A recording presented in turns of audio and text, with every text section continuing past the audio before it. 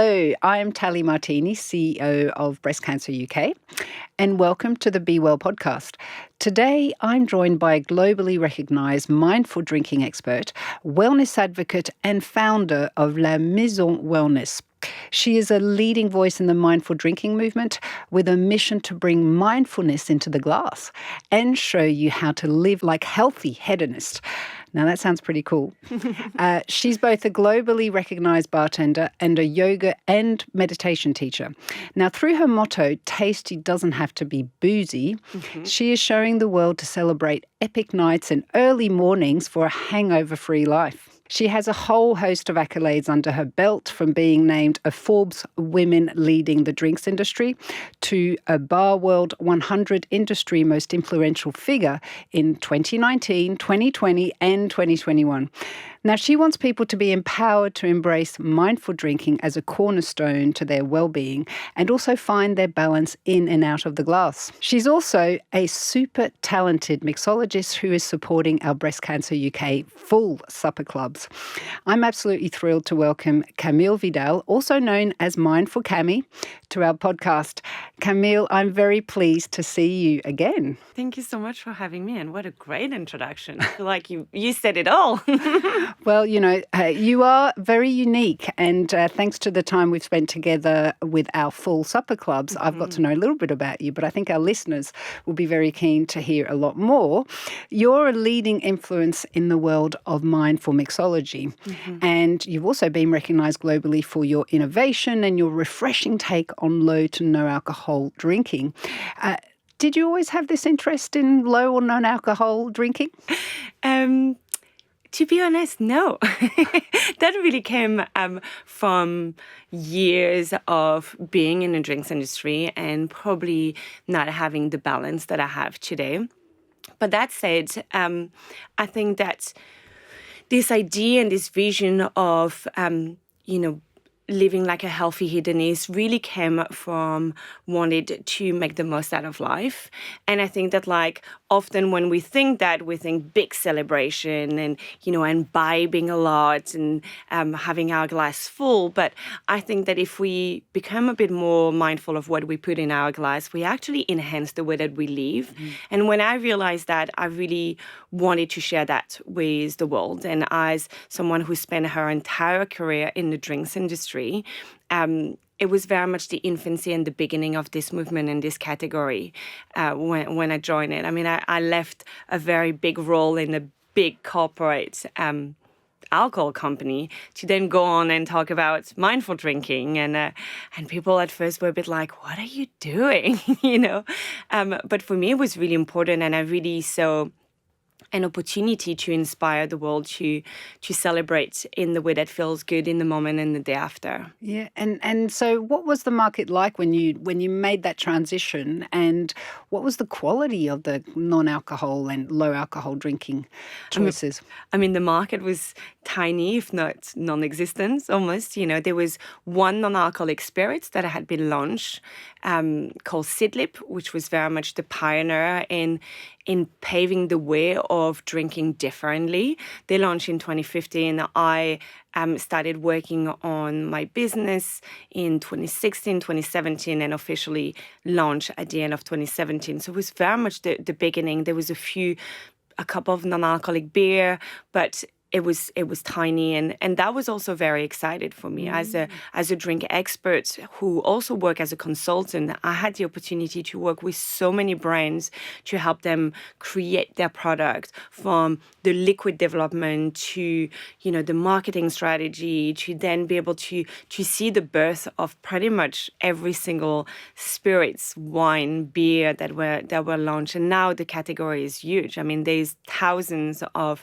non-alcoholic spirits, any alternative to your favorite, from your gin, your vodka, your tequila, your whiskey, or your aperitif, but also a whole new category of things that are very unique, that aren't really a replacement of something. And of course, there's now really good quality of non-alcoholic wines and amazing non-alcoholic beer. So the landscape is so different than when I started, both on the no and low side, so like very much the product side, to also how it's perceived by society, and how much more mainstream it's becoming mindful drinking, which is really exciting. Yeah, it is. And so you set up your own business, La Maison Wellness, and it's a mindful drinking platform for people who want to drink well. Yeah. And so it's full of guidance and recipes, and it's also something that you've helped support us with as well, sharing your fabulous recipes with Breast Cancer UK. So what is it that you're hoping people get from your business, your platform? And if you can tell us a bit about your thinking around remove, replace, reduce mantra. What's that all about? And what is it that you want people to take away from that? Absolutely. I think when I started, I feel like the conversation was very binary. It was a small, sober community that was very much about the journey of recovery.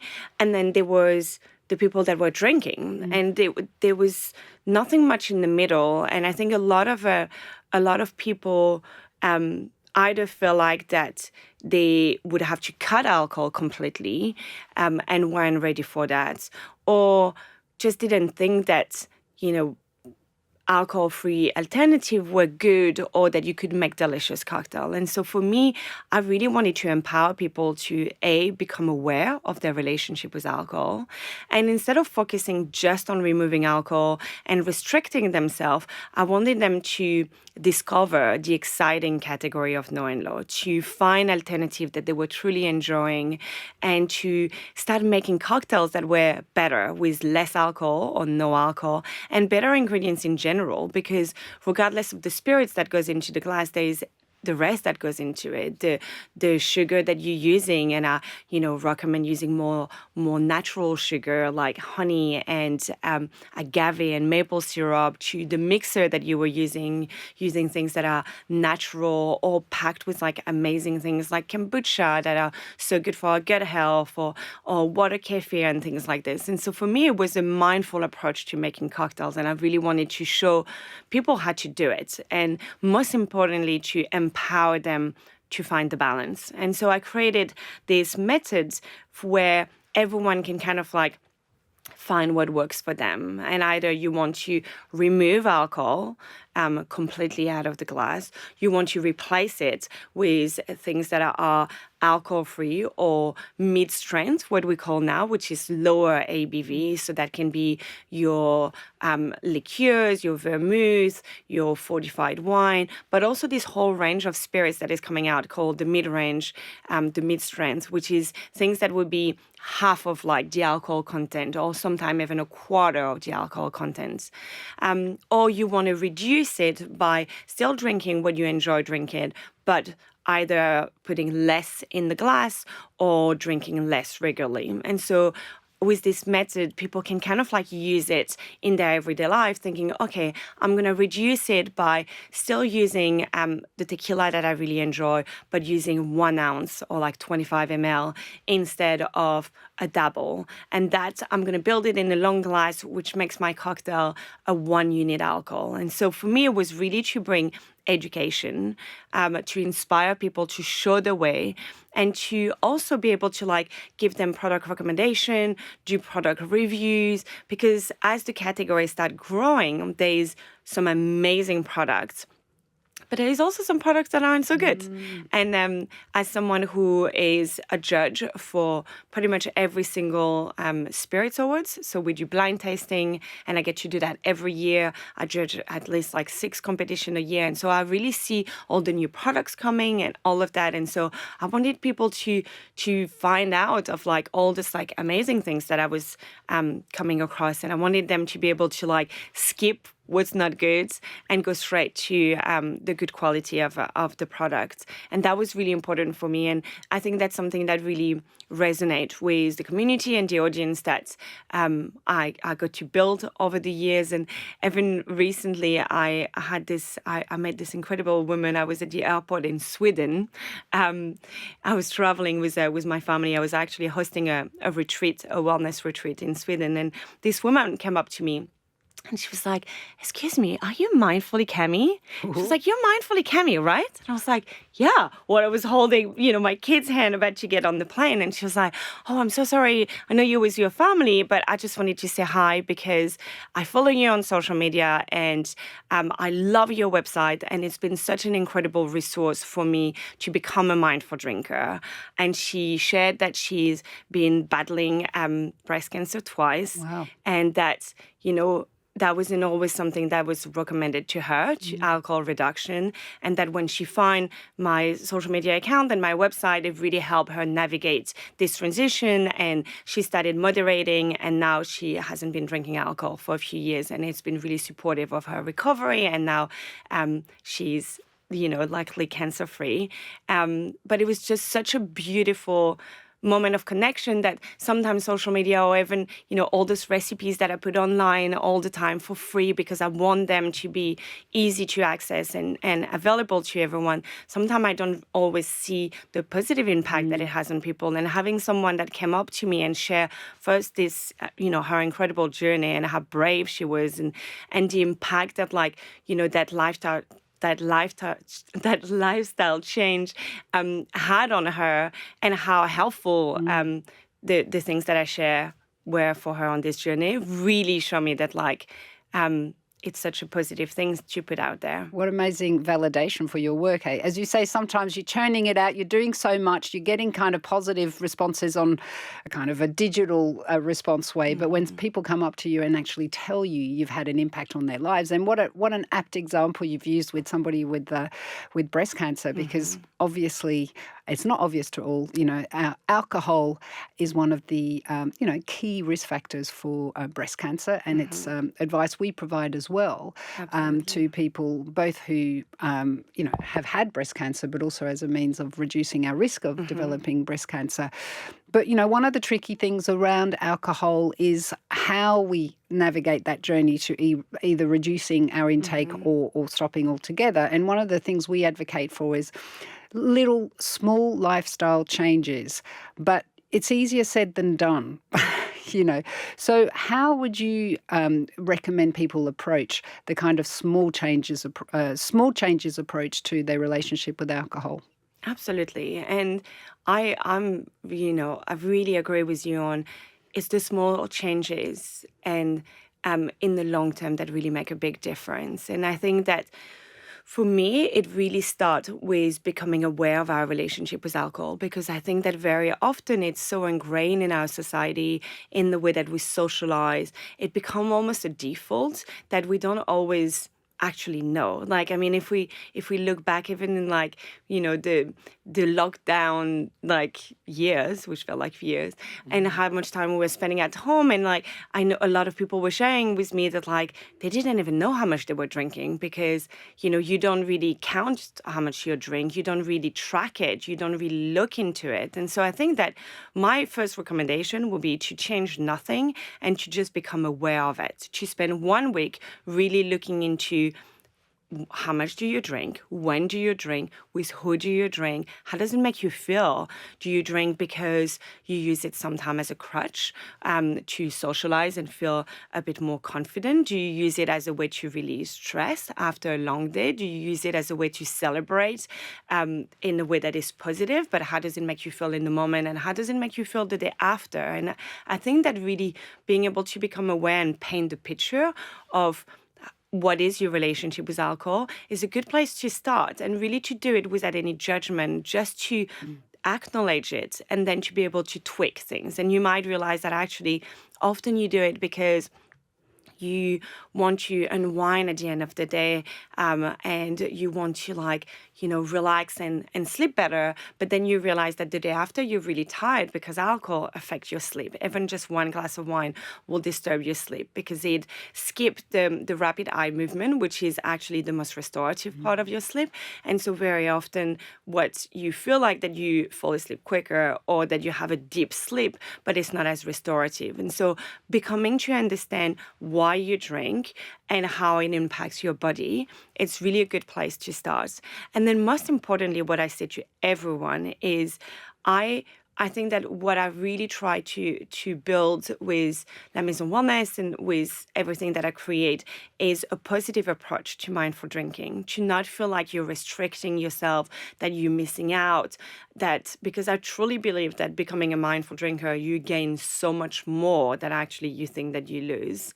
And so focusing on finding alternatives that you truly enjoy. So finding those cocktails that you enjoy making that are maybe low alcohol or non-alcoholic, or finding this amazing alcohol replacement like non-alcoholic wine, or having like some non-alcoholic beer in your fridge. Like for me, my fridge is always stacked with a handful of things that I really enjoy, because I love to have a drink at the end of the day. I think the ritual of, slowing down, sitting down, having something to drink, cooking a nice dinner. Like I have a very busy and often chaotic life. I run my business. I have young children that are, under 3. I've got twins, which also bring a lot of joy, but a lot of chaos. And so for me, like, it's really important to be able to have me time, but I just benefit so much from choosing alcohol-free option, because again, sleep is so important to me, because I want to feel clear-headed the day after, because I want to make sure that I have, my full energy and clarity of mind. And so I think that when you focus on incorporating those alcohol-free alternative into your ritual, into your celebration, at the end of the day, the week, the month, you realize that you're drinking less alcohol. And then you start to really feel the benefits of it. And the more you feel the benefits, the less you want to drink. And that was really my journey. I mean, if you asked me 10 years ago if I will become alcohol-free, I would have laughed. Like, generally, I would have been like, never.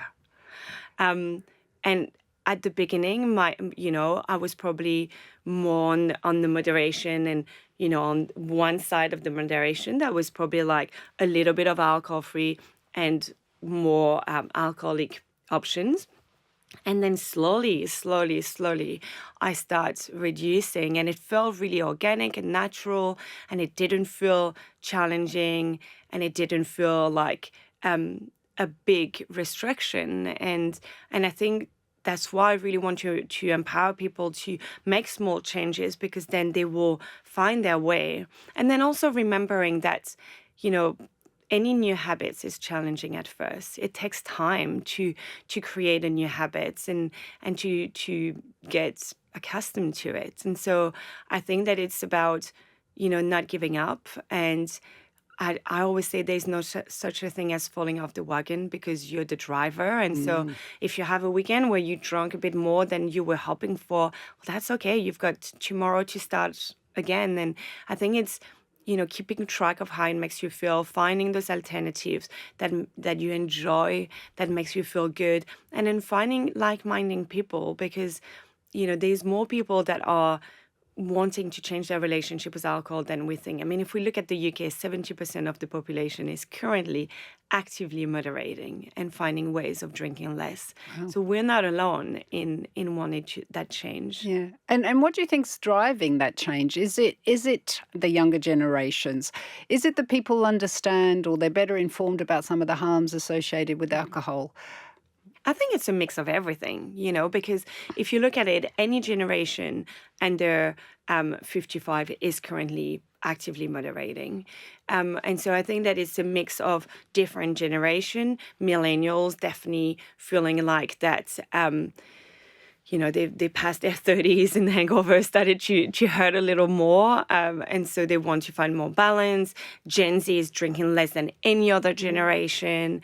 But it's very much like a mix of loads of different generations, because a lot of people think that it's just Gen Z. And yes, absolutely, Gen Z is drinking less than ever, but it's not just them. And it's overall everyone under actually 60. So I think it's really interesting to see that it's a lot of different reasons behind it. I think being more health conscious, absolutely. I think COVID had a big role in this shift and in this change. I think a lot of us sat at home and probably drank a little too much and really realized the impact on our well-being and how it makes us feel. I think the fact that the conversation is becoming more mainstream and we're breaking stigma around becoming a mindful drinker. I think we at some point we feel like that if you weren't drinking, if you were a woman, you were probably pregnant, and if you were a man, you were probably on the path from recovery. And now, like, we know that this is not this. Like, there's so many different reasons why someone will want to be a mindful drinker and change their relationship with alcohol. And that can be for family reasons, that can be for career reasons, that can be for lifestyle choices, that can be for health concern, that can be for, religious belief. There's so many reasons why. And I think it's exciting to see that now we're understanding that actually alcohol doesn't have to be part of the way that we socialize, or definitely not every single time. And we're validating this. And that is what is creating this like snowball effect that is impacting across all generations and making positive change. Yeah. Well, I mean, I'm in my 50s, so I've seen kind of the alcohol culture evolve a little bit. And I've noticed it in my generation changing as well. There was a time where if you'd gone to a party and someone offered you a drink and you said, no, I'm just going to have a glass of orange juice or water, you'd be shunned, and people would probably spend the whole night making you feel bad about it. Whereas now I've noticed lots of changes. Firstly, nobody asks if somebody chooses not to drink, and actually amongst my friends a lot of people have gone down this way.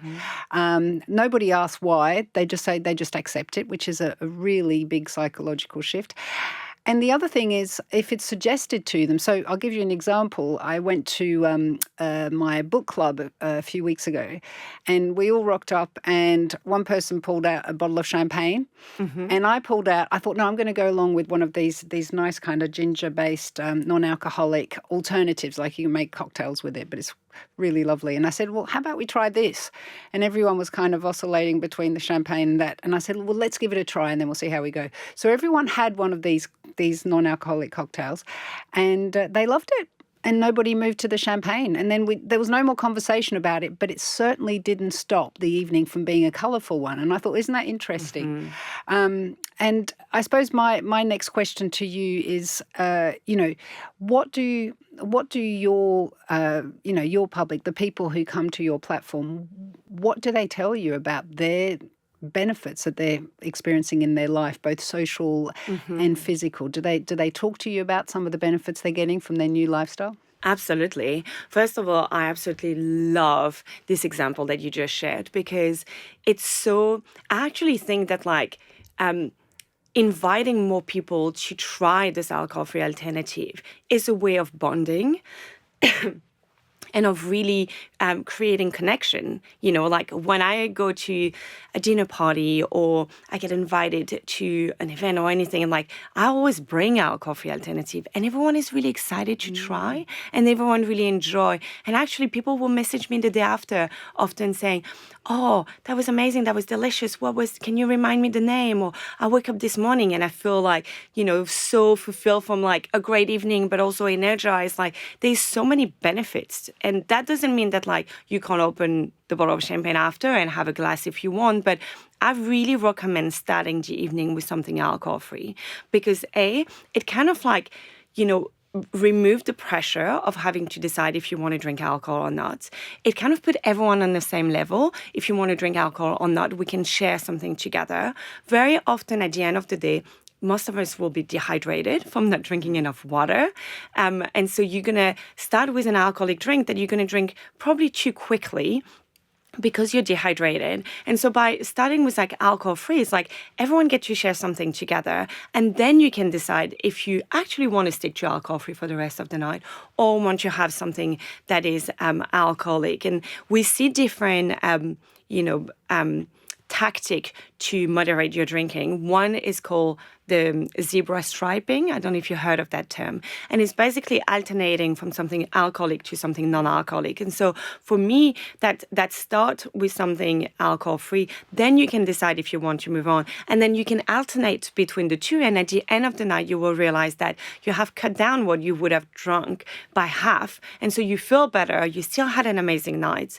Another technique and tactic that is being used, we call that the book ending. And that is starting with something alcohol-free and finishing with something alcohol-free. Because we've all been there when you had that like one too many at the end of the night that really shift the dynamic and how you feel the day after. And so a lot of people say, oh, I would have stayed actually longer if I switched to something alcohol-free.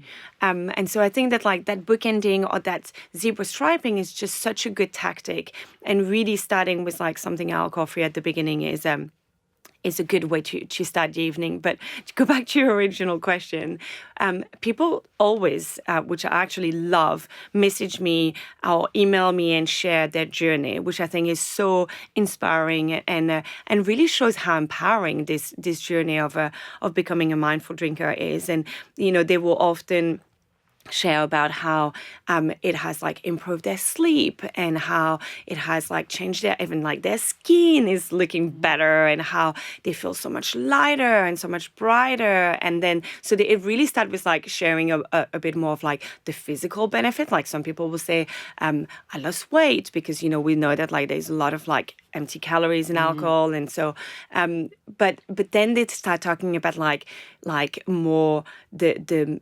mental and the mind benefits. And they will say, I feel like my mind is so much clearer and I experience like I'm less anxious. And I think that is so exciting. And then the last piece that I find for me, I mean, this is like, the cherry on the cake. Like this is just the most beautiful part of becoming a mindful drinker is how empowering it is. Like they feel so much more like themselves. They feel like they have more deep and meaningful connection because you stop wasting time at like parties you don't want to be. You leave, you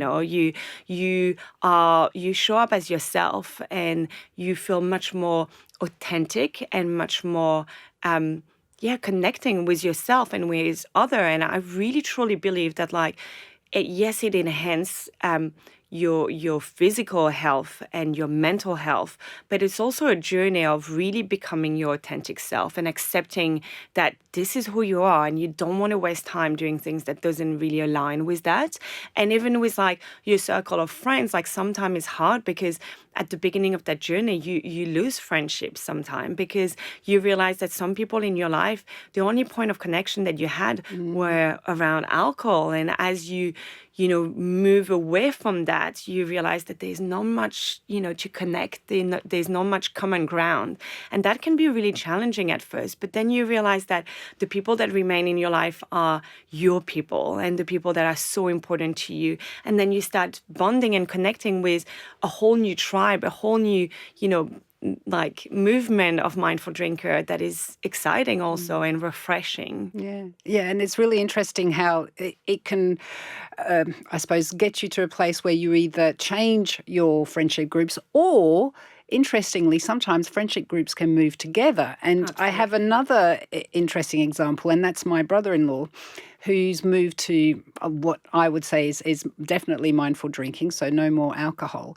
And he described to me recently that he has a group of friends that they would meet once a year, and every year it was, a session, a drinking session that would be very social, very fun, but would always end the same way and hangovers and so on.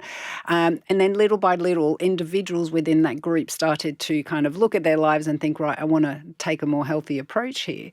And so gradually, just by virtue of individuals coming to that kind of group situation and not drinking, others followed suit. And he says now they're the same group of people, but they don't drink. They have mindful drinking approaches, and their relationship has deepened enormously. And they've known each other for years. So it's created a really lovely quality to their relationships. and a connection that they didn't have before. Mm-hmm. So it is incredible, completely unexpected, really, because I think often when people enter those situations by saying, look, I've changed now, I'm not going to be drinking, they enter it with trepidation thinking, oh, it's going to have a negative effect. But actually, the surprise is that it really deepens relationships. And I really think that this example is much more common than we think now. I think that it's really changing and evolving, and by someone really being honest and sharing and saying, hey, I think I want to change my relationship with alcohol, and I'm going to be a bit more mindful about what I drink for a while. It's received much, much better than we thought. And of course, there's still peer pressure sometimes. But what I remind people is peer pressure has nothing to do with the person.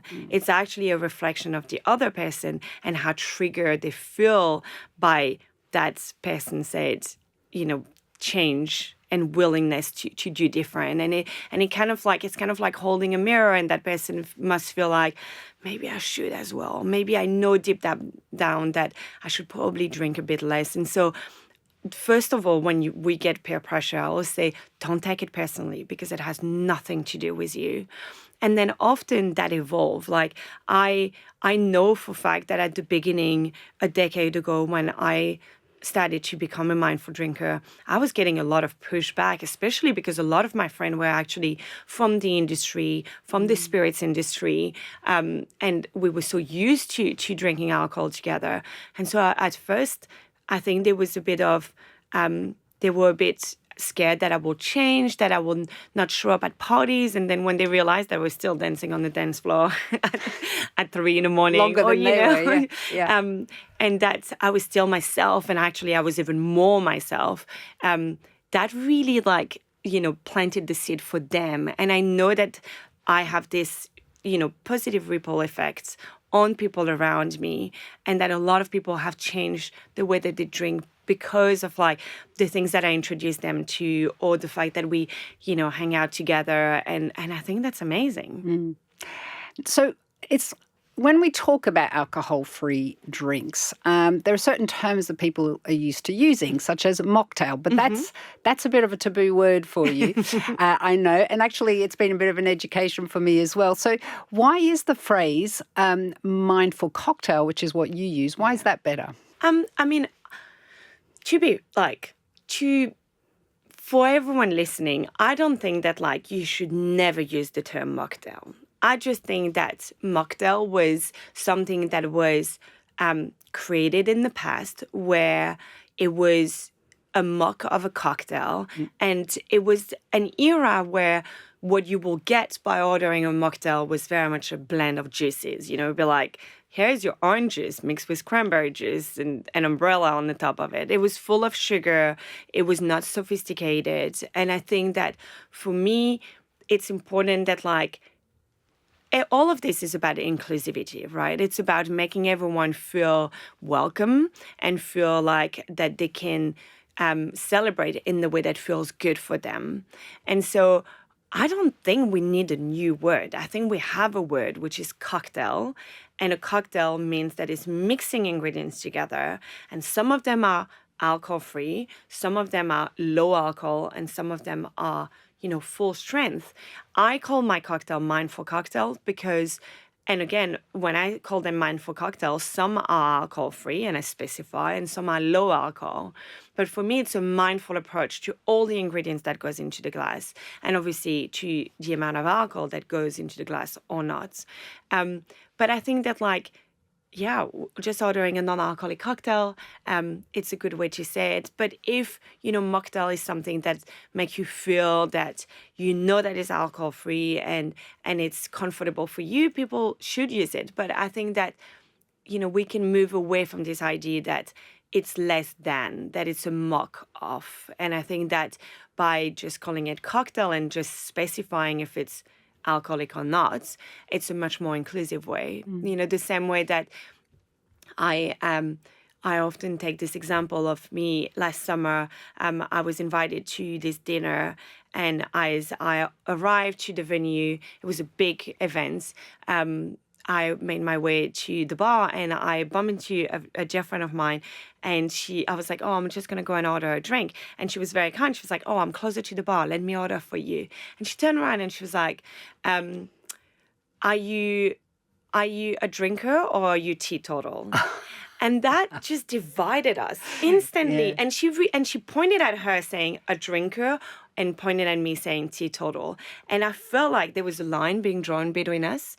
And it's just, language is so powerful. And if she had said, hey, do you want to start with something alcoholic or non-alcoholic? That is such a much more welcoming and inviting way of saying it. And so as I do a lot of, trainings for bars and restaurants all around the world and really work with hospitality industry, that's really something that like I share a lot of, like the power of words, and how, if you say to people from the get-go, if the waiter, the waitress say, would you like to start with something alcoholic or non-alcoholic, then instantly is validating and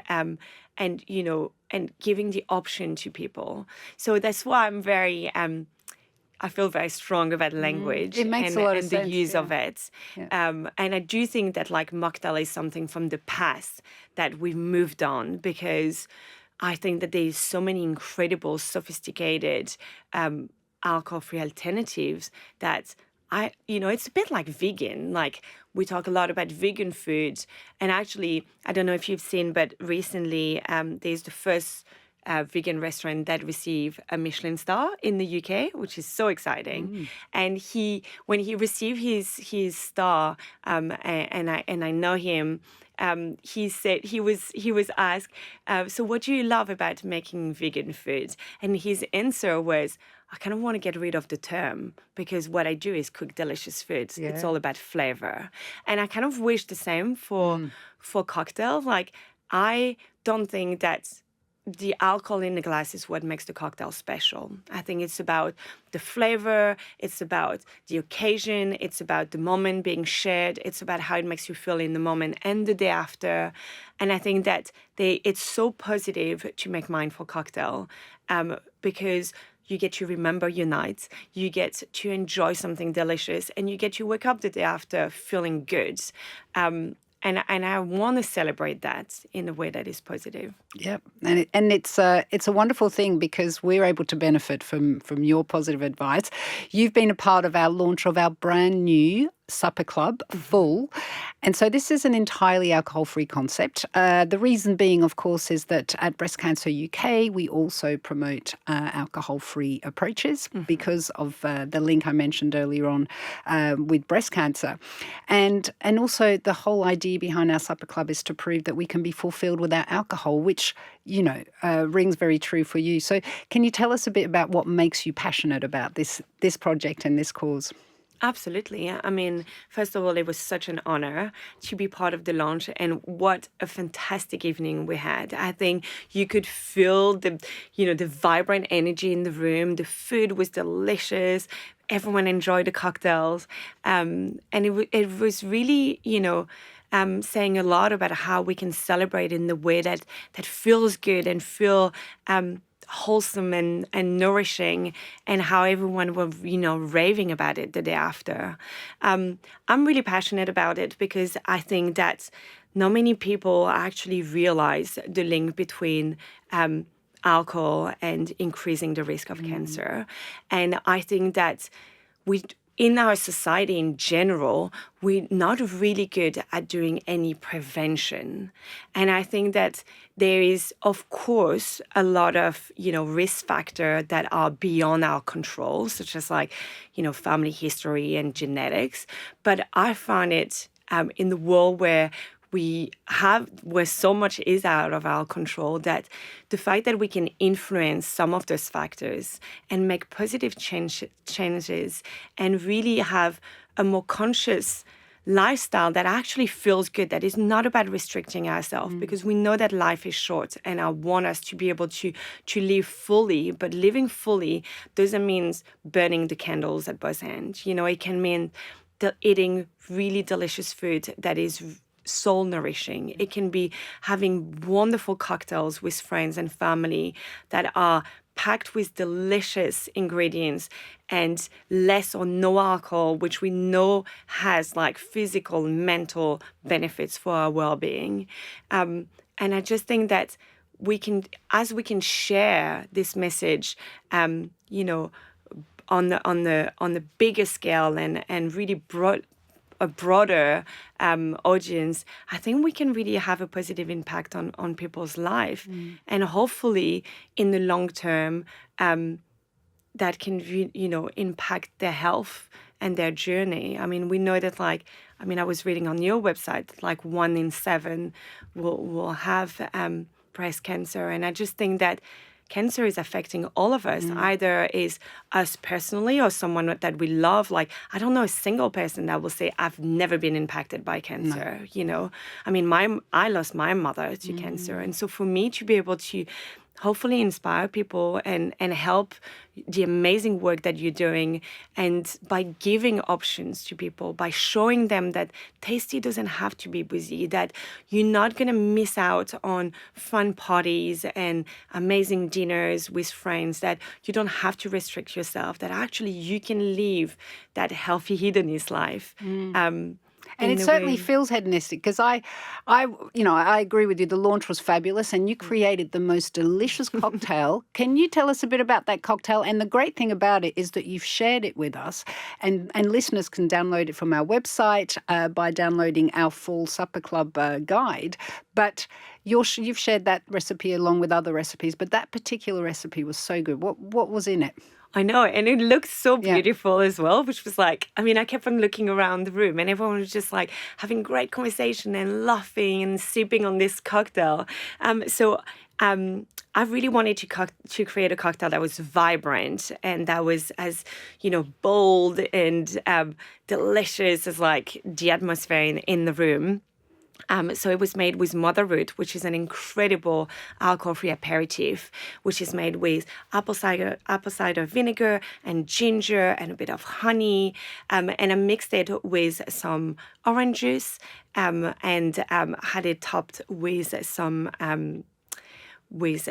non-alcoholic sparkling wine and using an orange bitters. So I added some like depth and complexity. And then it was served with this really big ice cube that looked like a rose made with orange, which again, it's like, it really shows how a simple cocktail can be really delicious, that the quality of the ingredients in the glass are so important.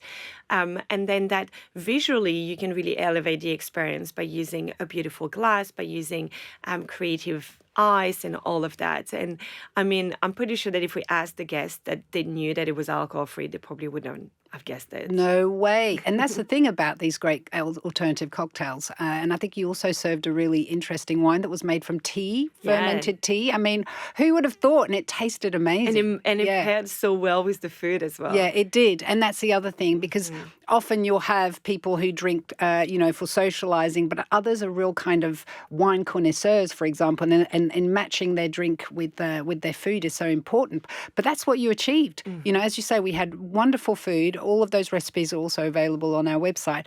But the non-alcoholic drinks, the cocktail and the wine that you supplied was also perfectly matched with the food as well. So not only did we not miss out, but it was a really enhancing experience, and everyone loved it. I could see people, had their eyes wide open in awe, really.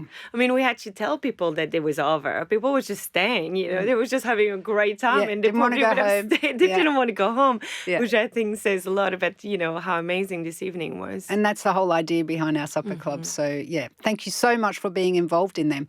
Look, we're at that point now where we ask our usual questions to our guests. And the first one, we talk to a lot of guests who are very inspiring, like yourself, who have, fantastic approaches to their lifestyle. But we do want to know, do you have a guilty pleasure?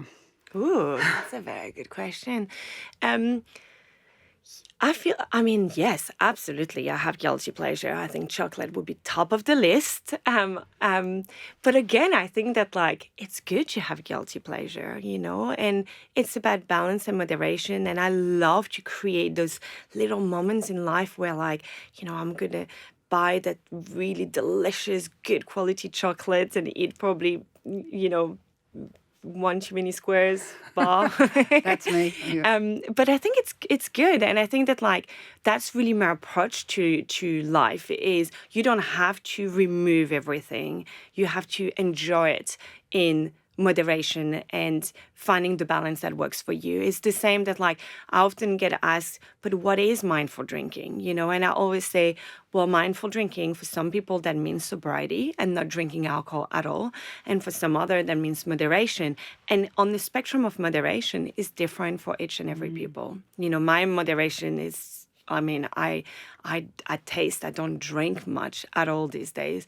That might evolve and change, you know, but I think that it's about finding what works for ourselves, because we know that if we don't enjoy things in moderation, it's not a pleasure anymore, and it's not enjoyable anymore. Yeah. But we all have those little guilty pleasures. We're Of all human course. after all. And as you say, you know, And I'm not we can't planning deny on, like- ourselves. and Yeah. I'm not yeah. planning on stopping it. No, not at all.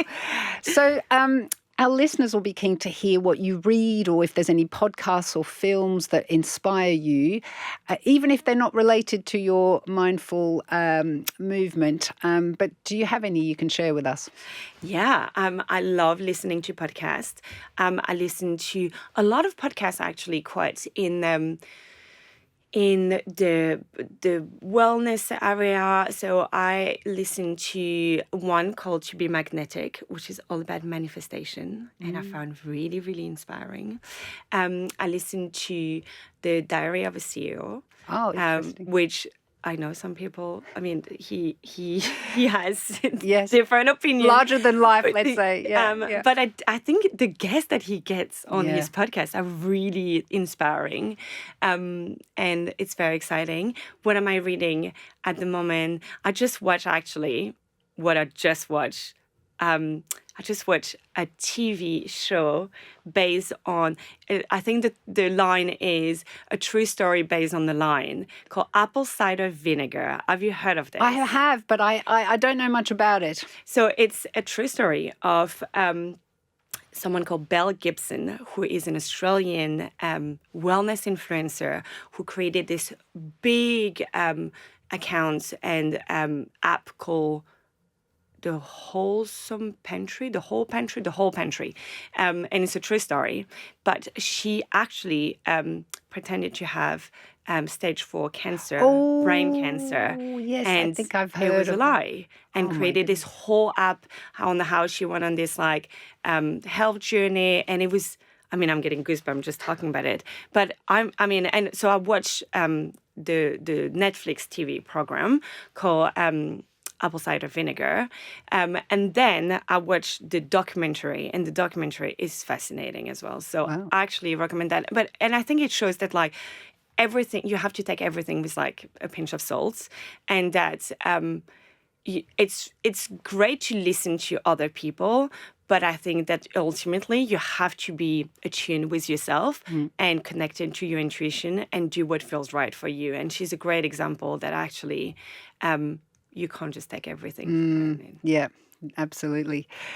What about you? What's your plans? What's on your bucket list that you want to tick off? Oh, that's a good question. What's on my bucket list? I think that I mentioned I have children, and obviously my life has been very different, and I love it. But I feel like that COVID and having children, I have done less in real life events this past few years, and I really want to go back to this, because I think that connecting in person, I mean, going back to the supper club we did together, it's just so magical. I think food and drinks brings people together in a magical way, and I think that as much as social media and online interactions are great to be able to reach far and wide, I think that connecting with real human in the real room is also magical. So definitely would love to go back into hosting more supper clubs and doing more events and more masterclasses where I can teach people in person how to make drinks. I also have a mindful drinking program, which is a 6 weeks online course. And I really want to run this maybe in person as well, to do one round that would be in person, and go back to hosting more retreats, which combine my yoga teaching and meditation and sound healing with the mindful drinking. Sounds very exciting. Lots of projects. Well, I'm sure you'll get them all up and running. And as you say, you know, we're all in that stage now where we're rekindling with other human beings, and that connection is just bringing so much more value to us. And maybe we didn't realize at first just how much we were losing when we all got so excited about being remote, you know. 100%.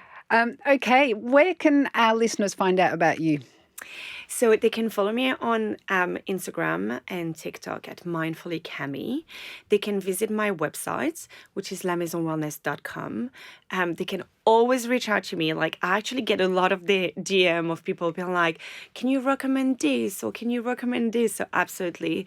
And then hopefully with you, as we do more events together and I share more recipes to be available for your community and for people that come across the amazing work that you do. That's wonderful. Thanks, Camille. Well, it's not really goodbye because we're going to see a lot more of each other, but thank you so much for joining us today. Thanks for having me.